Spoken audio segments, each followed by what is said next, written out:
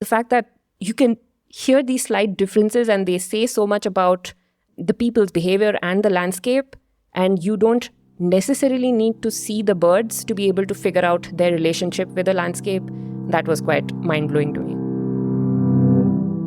Welcome to the Mongabay Newscast. I'm your co-host, Mike DiGirolamo. Bring you weekly conversations with experts, authors, scientists, and activists working on the front lines of conservation, shining a light on some of the most pressing issues facing our planet and holding people in power to account. This podcast is edited on Gadigal land. They say a picture is worth 1,000 words, but for scientists and conservationists to understand the world around us and the many animals that inhabit it, visuals only tell one part of the story. There's a lot more than meets the eye. Enter the emerging field of bioacoustics, which is the collection and the study of the sounds animals make. My guest today has spent the past few months reporting on this topic. Shreya Dasgupta is the Newswire editor for Mongabay and also an audio journalist. In our conversation, she speaks with me about this developing science and its application in India. She produced a 3-part podcast miniseries about it in collaboration with Mongabay India's senior digital editor, Kartik Chandramouli.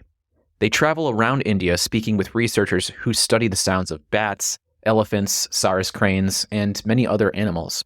You'll get to hear a couple of Shreya's favorites in this conversation.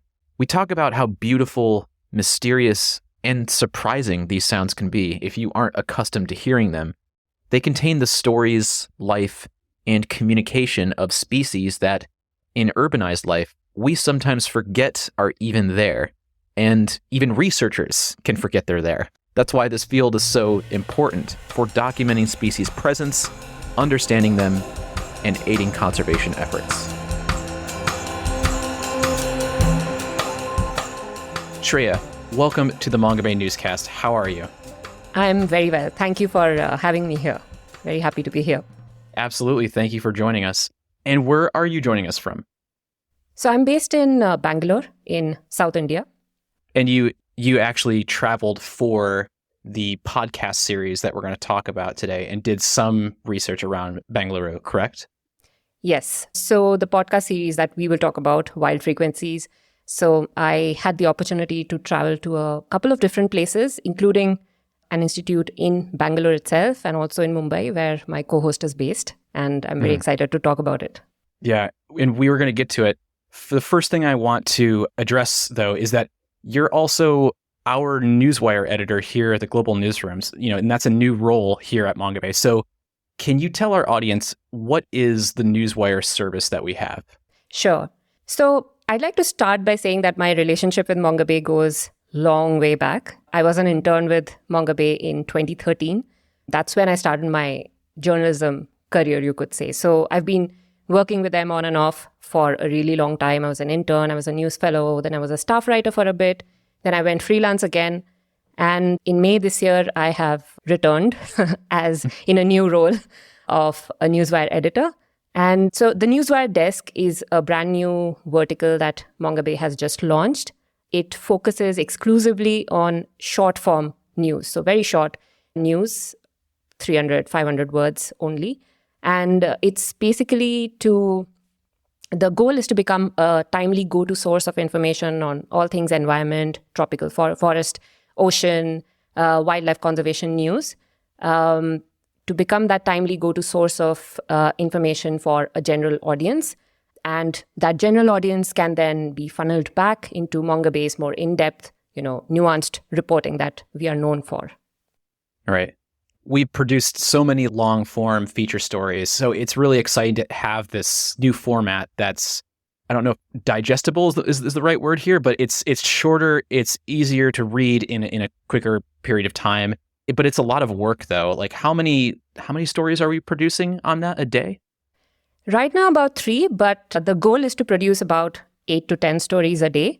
That's when we have a bigger team. So right now, there are 2 editors. So there's Bobby Bescom, who's based in Costa Rica, and then I'm based in Bangalore.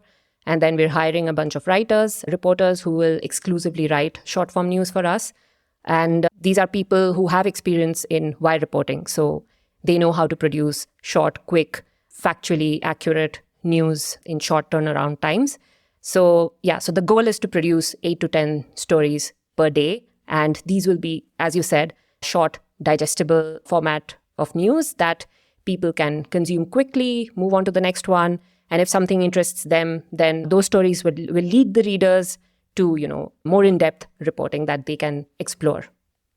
And I think it's worth mentioning here that we have a new website design at Mongabay. So likely listeners have noticed by now that we have a new look. So you can find the Newswire stories under the heading Shorts. Just go to the website and you'll see different sections for different formats, such as podcasts and video. There's also one for shorts, and that's where you can access these new stories. But anyway, that is not all you've been working on. We're primarily here to talk today about your podcast miniseries, which we alluded to at the top of the show, Wild Frequencies. So let's just go ahead. In a nutshell, what's this podcast about?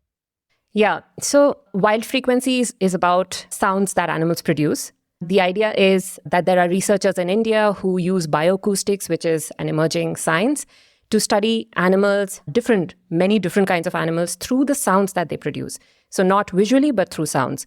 And the idea of the podcast was to do 3 episodes that look at different aspects of how researchers use bioacoustics to understand wildlife and use that for wildlife conservation, which is the end goal. And it's a 3-part mini-series, I would like to remind folks, and it's produced by the India Bureau. So it's on the Everything Environment feed by Mongabay India. If you use Apple Podcasts, you can also find it under our podcast channel, but it's also on Spotify under Everything Environment by Mongabay India, and you'll find it there. But this is a really, really cool series. And other than the fact that it has these amazing animal sounds, it has a really awesome soundtrack from Abhijit Shailanath. And he did a really, really fantastic job editing and doing the sound design. But I also heard him say that he composed the music. Is that correct? Yes. So first, there's Kartik Chandramouli, who is the senior digital editor at Mongabay India. So he's the one who reached out to me to do this podcast series. And so he's my co-host, co-researcher, co-reporter. And then we have Abhijit Shailanath, who is also based in Bangalore, and he's a music composer. He has composed music for movies, ads, games, and also a podcast that I ran independently before joining Mongabay. So he's very good. He's also an avid podcast listener. So he understands, how the music in podcasts, what works for listeners, what doesn't work, sound design. And Kartik and I did the recordings in the field, in the studio, and remotely. And Abhijit then put everything together. He did the original. A lot of it is original music that he composed, including the initial music that you hear after we introduce the podcast in each episode. And the sound design, a lot of it is original music. A lot of the sounds are from the researchers themselves. So he's combined all of that together to really breathe life into the episodes. Yeah, and it does it in a really fantastic way. And so that is so cool to hear. I myself really struggle with doing soundtracks. It is really hard to do. And so having a composer who, really knows their stuff like Abhijit, that's incredible to have on hand. So he did a great job. And we also have a couple of sounds to play in this conversation from some of the animals that you heard. So we're going to go ahead and play that first sound right now. Yeah, free take that. There. Okay. So, oops. Sounds like they're clapping. So they're extremely active, and I think they're obviously, that's a different species. They're a smaller species, calling at about 40 kilohertz. Okay, that's interesting. Was that a pipistrel? Correct. So I'm guessing this is the Indian pipistrel, whereas the one calling at above 50 was a least pipistrel, the Indian pygmy bat. And so, Shreya, what is this sound that we just heard here? What animal is this? Yeah, so I'll give you some context. This was the first interview we did for this podcast mini-series. There's a researcher, Dr. Rohit Chakravarti, who studies bats. And bats, the smaller bats, the microbats, they echolocate using ultrasonic sounds.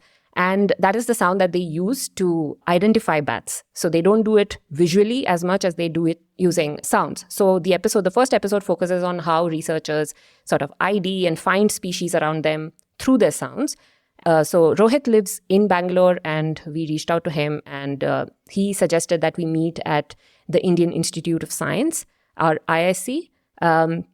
It's a beautiful campus within Bangalore, which is, very, very densely populated otherwise. And inside IISc, he promised us that we would go on a bat walk after the interview, where we would definitely see, or at least hear, a lot of bats. And we did. So after the interview, so he took us through how bats vocalize, how their ultrasonic clicks work, how they use it to sort of navigate the airspace above us, and how they find insects to eat and figure out where they are.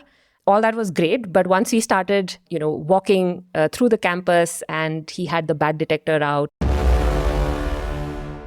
and the first, the evening set, the sun went down, and you could see this swarm of tiny bats start flying overhead.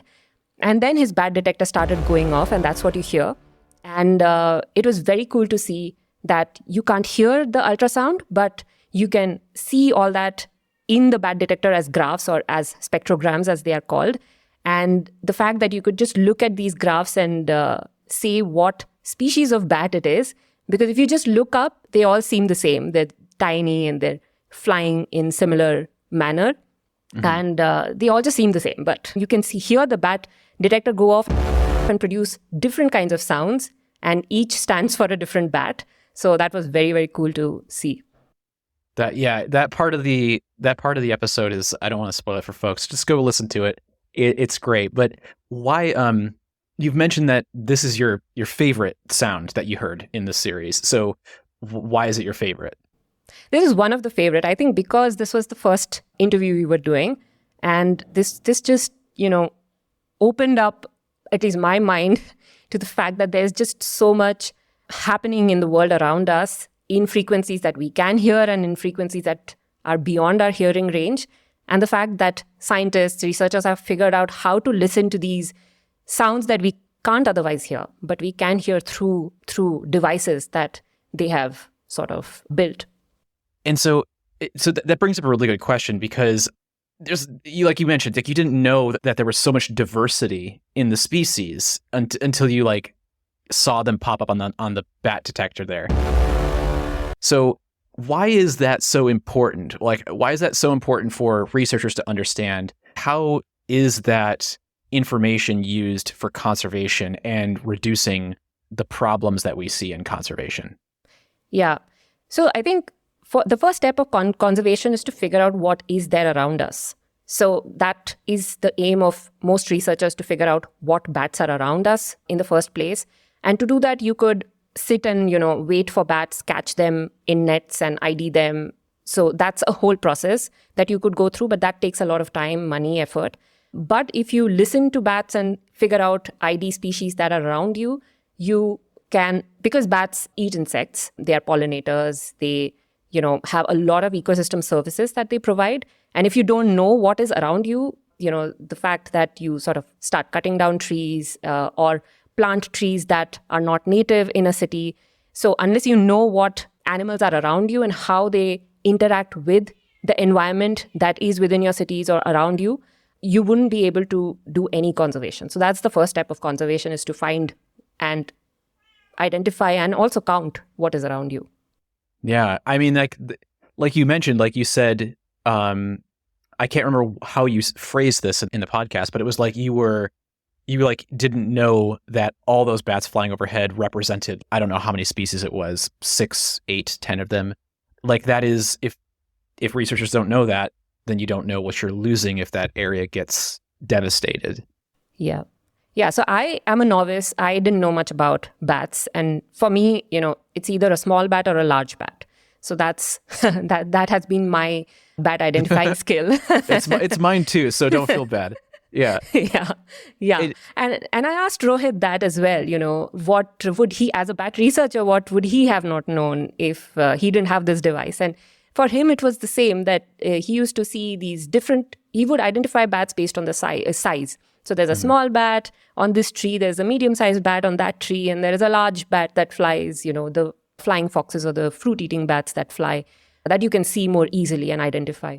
But it's only when he got the bat detector that he started seeing that the small bat is actually some 3 or 4 different species within Bangalore. And he did not know that, despite, being in this field initially. And now, of course, he knows that.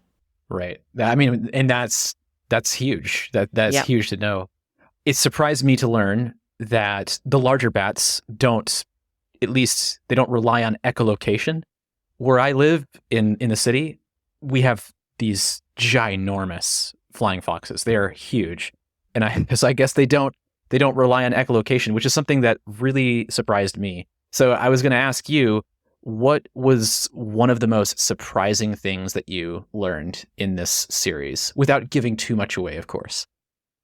Yeah, I think there are a few things. There's certain calls that I did not know that animals produce, like when we were reporting for the second episode, which features Asian elephants in this park, Kaziranga National Park in East India.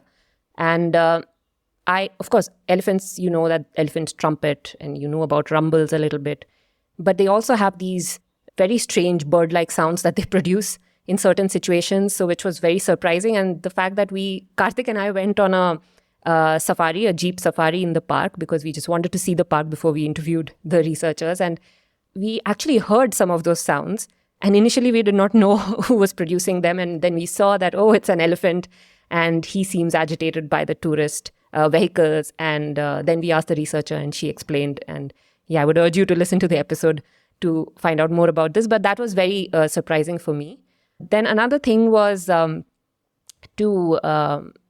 figure out that people are not just able to identify species using the sounds they produce, but they're also now counting animals, counting population, estimating their population and densities using the sounds that they produce, which we talk about in the first episode, including using, this happens for certain marine animals and also for Indian wolves. So that was very surprising for me.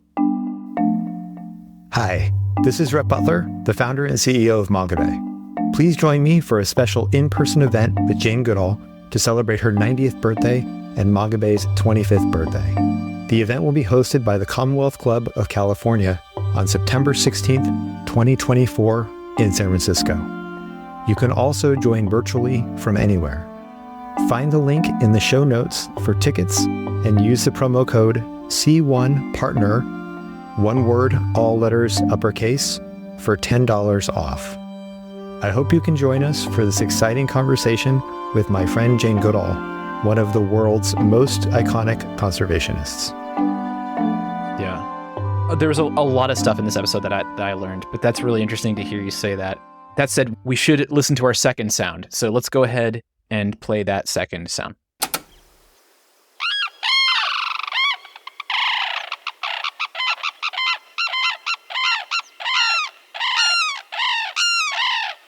Okay, so what are we listening to here, Shreya? So we're basically listening to this unison call between a male and a female Sarus crane. So it's a giant bird, it's a massive bird that lives in duos. So it's always a breeding couple that lives in farmlands of India. So they don't live in forests, they're massive birds, about 6 feet, 5'11". So they're very tall birds. And they have these very, very loud calls. And you'll hear them in the third episode. And these Sarus cranes are, live quite happily with the farmers. So the farmers don't have a problem with the Sarus cranes living on their farms, and the Sarus cranes don't have a problem with the farmers. And it's a weirdly very positive relationship that they have. And there's certain things that, the sound seems very loud and in your face. And as lay people, you wouldn't really know what is happening. But when Gopi Sundar, the researcher we spoke to about this, and he has been studying Sarus cranes for several decades now, and he has noticed, changes in how in their sounds based on because they live on farms, and we humans are constantly modifying our farmlands and the areas that form these sort of wetland, farmland complexes, right? So there are farms one day, the farms disappear the next day. There are roads or there are electric lines or something keeps changing in their habitats. And these Sarus cranes are constantly evolving and adapting. And you can hear some of their adaptations and responses in the calls that they make. And they have been able to figure this out by sort of analyzing the calls. So the call that you heard is a unison call that a male and female sing together. In some places, they have found that they call a third bird in, and then that becomes a triet, which is a very odd thing to happen in the crane world. It's sort of they hire a nanny to sort of take care of their chick. And, the fact that you can listen to, you don't need to see the birds, but if you listen to and you find that it's a triet and not a duet, you can sort of then have some understanding of the habitat that they might be living in, because they call a nanny only when the sort of the territory quality is poor. So it gives you, clues about where they live. If there is hunting going on, they do certain things to their calls. If there are electric lines, they do certain modifications to their calls. And it's, you can understand a lot about the landscape and the people by listening to these birds. That's wild. That's really wild. Why do you like this one? Why is it one of your favorites? I think because to me, when I used to hear a Sarus crane call, it just seemed very loud noise. Yeah. And the fact that there's just so much going on, and that researchers have figured out that the slight differences in their calls in different parts of India, and Sarus cranes are also found in Australia, by the way. And the fact that you can hear these slight differences and they say so much about the people's behavior and the landscape, and you don't necessarily need to see the birds to be able to figure out their relationship with the landscape. That was quite mind-blowing to me. Right. Like it's like language. It's like little nuances in the way they're adjusting it tell you a lot about what they're communicating to one another. Exactly. Yeah. It kind of blows my mind to hear that they like hail childcare. Yes. That's quite handy. That is really awesome. So you kind of alluded to this earlier, and it's actually kind of an overall question I have for you. But, we're living in an increasingly urbanized world where a lot of us, we don't see or hear all these sounds and this vast biodiversity. So I think it can be fairly easy for us to forget that there's like entire, in essence, societies of living, breathing, feeling animals with complex emotional lives all around us that we just don't see. And for me, when I have gone into the field, it just hits me in the face. Like I feel like I'm in another world. I felt it when I was hiking through the mountains in West Papua. I felt it when I didn't get to go there, of course, but I was listening to elephant sounds in the Central African Republic for a podcast episode. And it just was, it shocked me. And I was just kind of curious, like, if you felt the same way. What was that experience like for you? What was it like to feel and hear those complex communities come to life? Yeah, you're absolutely right. It completely has changed how I experience the environment around me, whether it's just outside my home or, in a forest. For example, while reporting for the second episode, when we went on the safari in Kaziranga National Park, all we were hoping to do was to be able to see elephants. Just to get context on, where elephants are, how they live inside this protected area, just to get some color and understanding of this world. But then, and our idea of elephant sounds at the time was trumpets and sort of rumbles. But then we went into the forest, we saw elephants, and, they started producing sounds that we had not anticipated at all. So there were no trumpets, but there were all these different sounds, like I mentioned, that we then had to ask Dr. Seema Lokhandwala what those meant and what behaviors they sort of represented. And the next time I went to a park later after reporting for this episode, and I saw elephants again, and I heard some of those calls, I could now sort of, like she said, sounds help you complete the story or the picture. Visuals are not enough. So, our understanding of smells is not quite there, but at least with visuals and sounds now, you have a much deeper understanding of the world around you, and you experience the world very, very differently. The same goes for crickets. I had no idea that male crickets make all these different sounds in so many different contexts and that they have so many different meanings. To me, they're just loud noise. Yeah. But yeah, when I was reporting for the second episode, now when I go out there and I hear crickets, I can see the differences in their frequencies and tempo, and you can sort of figure out if there are a couple of different cricket sounds. You start paying attention to those, and yeah, it's been amazing. The diversity of the cricket sounds also surprised me, and so I'm like, that's in the back of my head now when I think about what sounds crickets are making. But yeah, I can't emphasize enough just how crazy it is to think about the complexity of all these sounds and how they change depending on the time of day and what that means. And that's just something I think that in urbanized life, we just don't think about a ton. That said, you've done really awesome work on this series. I really encourage people to go check it out. All 3 episodes are now out. But Shreya, if you were to, because you're a podcast master yourself, if you were to go do another podcast season, what's something nature related that you would want to tackle in a new series? Oh, that's a really tough one. I would be very interested in sort of understanding how different communities, so in this series, we've looked at how different researchers use all these technologies, acoustic technologies, but I'm very interested in also sort of stories about how communities themselves use technologies to find what is around them and, figure out how to live with those non-human species around them. And there is a lot of stuff happening that doesn't get captured that deeply. And I think there's a lot of scope in terms of sound design and as well as storytelling in that. And you're talking about in your community where you live right now, correct? So in local communities, indigenous communities, wherever, okay. Across India. Yeah, that would be interesting to see.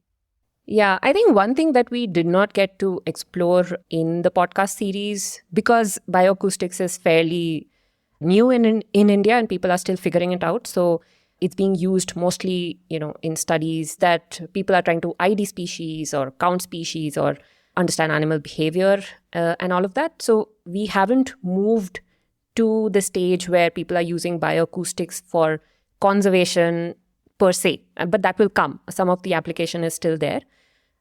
So one thing that I would have really liked to explore is how, human noise sort of affects animal sounds. All the noise that we produce, all the traffic, all the conversations, and there's just nonstop noise around us. Because even when we were trying to interview the researchers in the field, it was really hard to find quiet places, spaces that, are not interrupted by cats and goats and cows and people and planes and trains. So if that is the challenge that I faced while interviewing, I can only imagine how, our human noise sort of affects animal sounds and how that then affects animal communication. So that is one thing that I would have loved to explore, and maybe I will explore later. That would be really interesting to dive into, particularly around major urban centers, like how that affects wildlife. I can't imagine in a super positive way, but it would be really interesting to look into that. Well, yeah, I think even if it's not positive or negative, I think animals adapt, some animals at least adapt so well, and we really haven't comprehended how they adapt. And sometimes, there are these adaptations in their calls.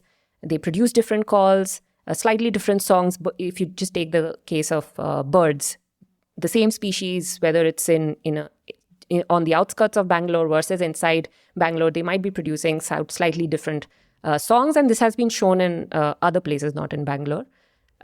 So all those things would be very interesting to see how our noise affects their communication, animal communication. Yeah, for sure. Birds are a big one, especially where I live. I would be curious to know what the variations in their calls mean, and just get a better understanding of that. That would be wild. Well, Shreya, it has been a pleasure speaking with you. And once again, really fantastic job on this. You and Kartik really put together a great series. Thank you so much. I'd like to give a shout out to Mongabay India for supporting this project, because the travel, the reporting, the research took a really long time and was very intensive, and very grateful for the support. Absolutely. Mongabay India, our bureau in India, you do fantastic work. Yeah. All right. Thanks, Shreya. Thank you, Mike. You can find links to Wild Frequencies in the show notes of this podcast, or head to the podcast provider of your choice and search Everything Environment by Mongabay India. As always, if you're enjoying the Mongabay Newscast or any of our podcast content, such as our sister series Mongabay Explores, and you want to help us out, we encourage you to spread the word about the work that we're doing by telling a friend. Word of mouth is the best way to help expand our reach, but you can also support us by becoming a monthly sponsor via our Patreon page at patreon.com/Mongabay. Mongabay is a non-profit news outlet, so even just $1 per month does make a difference, and it helps us offset production costs. So if you're a fan of our audio reporting from Nature's Frontline, go to patreon.com/Mongabay to learn more and support us and all of our podcast content. You and your friends can join the listeners who have downloaded our Mongabay Newscast well over 500,000 times by subscribing to this podcast wherever you get your podcasts from, or you can download our app for Apple and Android devices. Just search either app store for the Mongabay Newscast app to gain fingertip access to new shows and all of our previous episodes. But you can also read our news and inspiration from Nature's Frontline at mongabay.com, or you can follow us on social media. Find Mongabay via our accounts on LinkedIn at Mongabay News, and on Instagram, Threads, Blue Sky, Mastodon, Facebook, and TikTok, where our handle is at Mongabay, or on YouTube at Mongabay TV. Thank you, as always, for listening.